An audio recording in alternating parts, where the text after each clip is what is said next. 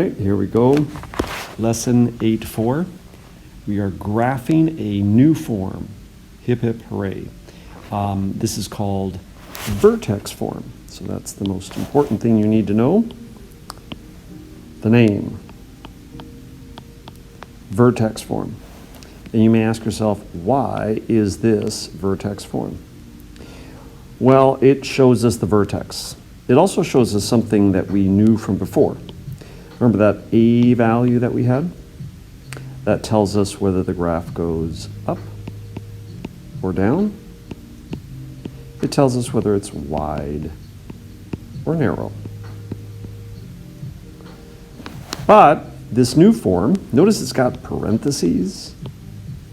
It's got a minus and a plus. So a little bit different than what we've been working with. But the nice thing is it shows us specifically where this special point that we call the vertex. It's incredibly handy. In our other problem, you recall yesterday, we had to do all that work to find the vertex, right? When it was in this form. That's called standard form. Today, man, it's going to be super slick because all we do is we just get that, and bam, we got the vertex. Before, a couple vocab words that they'll start using on you. Number one, even function and odd function. So think when we say the word function, we mean equation, we mean vertex, blah, blah, blah, blah. So when we look at a parabola, yeah, we can say that that parabola is symmetric or it's not. Whoop, didn't spell that right. Symmetric to the y-axis. What does that mean? It reflects over the y-axis. So if I have a parabola, say, here, that parabola reflects over the y-axis. If I take that parabola and I move it over here, it no longer reflects onto itself. Does that make sense? So this would not be an even function, but if we slide it back like that to the x-axis, to the y-axis, right? Whether it's up or down, doesn't really matter. It's on the y-axis. So if you see a function like that, and you need to learn to, hot little tip, there is no b value. All right? Odd functions, they are symmetric, not to the y-axis, but rather to the origin. So what that means is they are rotated around the center of the graph. All right, here is the origin. So that means that if the parabola does this, the parabola would then have to come down. Or you could say, for example, if the parabola does this, then the parabola would have to go that. Now, we don't know what those graphs are at this point. But you recall in the old days when we just did simple lines, that line would be an odd function. Yeah, because notice how if you have the left half, then you would rotate it 180 degrees to get the right half. So some of our linear functions from the past were odd functions. All right, most of the functions that we deal with are not. They're not centered on that origin. But even in odd functions, they're special because they have that characteristic of either being symmetric to the y-axis or symmetric to the origin. All right. So we'll add that on to some of the problems. They'll say, for example, give a characteristic, and you have to say, oh, yeah. All right.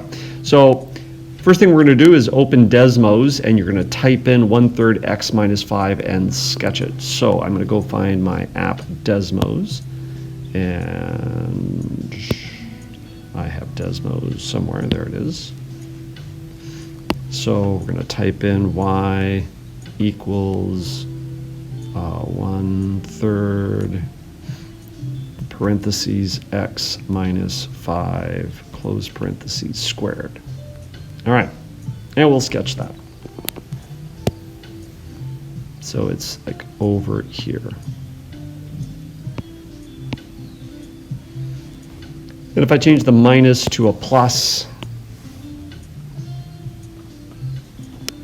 oh, the graph has moved on us. Yes, it looks like it's now over here.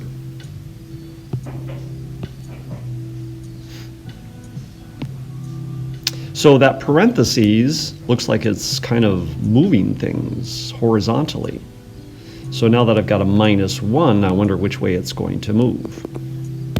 And so I change that to a -1. Oh, so yeah, it moved it to the right. Notice how far it moved it, where that vertex is located. So the vertex, that special point, is located, whoop, precisely at 1. So this is telling us where the vertex is located. But notice it's kind of the opposite of what we thought it was. Here the vertex is at 5, and here the vertex is at -5. Notice how that sign is switching.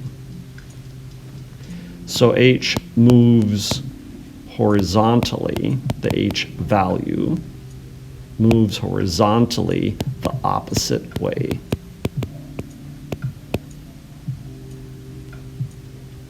All right? Now let's do the same thing. Notice here, we're going to keep these all with -2's. We're going to keep the center part all saying x minus 4, but we're just going to mess around with the k value. All right, so I'm going to come back here. Again, instead of having a third, we're going to put -2. And again, we're going to have -4. All right, but now we're going to say plus, what does the first one say? +3.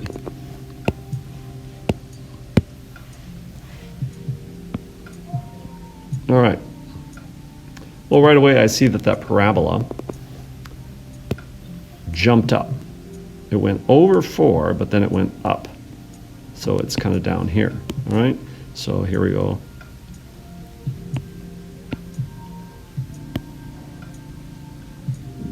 So now I changed it to +5. So go back, delete it. Oh, went up even higher. Hopefully you're now starting to see what the k value is doing for us. All right. Oh, I shouldn't be calling this the h and the k functions because we're using, let's delete those letters in front. Let's go with P, Q, and R. All right, sorry about that. Okay, so the R function now says -6. -6. And we're like, where'd it go? Oh, we gotta zoom out. There it is. Bam, it's down below. Okay, so it slid it down. So notice how this is kind of what we think it is. That is, that moves it up 3, this moves it up 5, and that moves it down 6. So this is a what we call a vertical shift or a translation. Okay? And it is what it is, meaning I don't have to do the opposite way like we did up here where we had to move the opposite way of what it said. All right? Finally, it says write a quadratic that goes up. Okay, so I got to write a quadratic equation in this special form that goes up and is narrow. First thing, always when you're writing in vertex form, kind of put that out as the form. All right, and you need to fill in something for the a value that goes up and is narrow, and then using this vertex, we're going to plug in numbers there and there. All right, if it goes up and is narrow, that means we have to have an a value that is positive and is greater than 1. So pick any number that is bigger than 1. I'm going to pick 10. All right, now I look at the vertex. Remember, this number has to be opposite what I want. So if I want to go down 3, I've got to say plus 3. Sorry, down 3. Did I say down 3? I meant to say I'm going to go to the left 3. So then I got to put plus 3 because it's got to be the opposite. This one is going to be what it is, so it's plus 5, so it's going to be plus 5 here. All right. These two, watch out for that, watch out for that, and that. Those are the things that you're messing with during this particular lesson. It should be a fairly straightforward. You don't have to do a ton of math to do this. Good luck in your homework.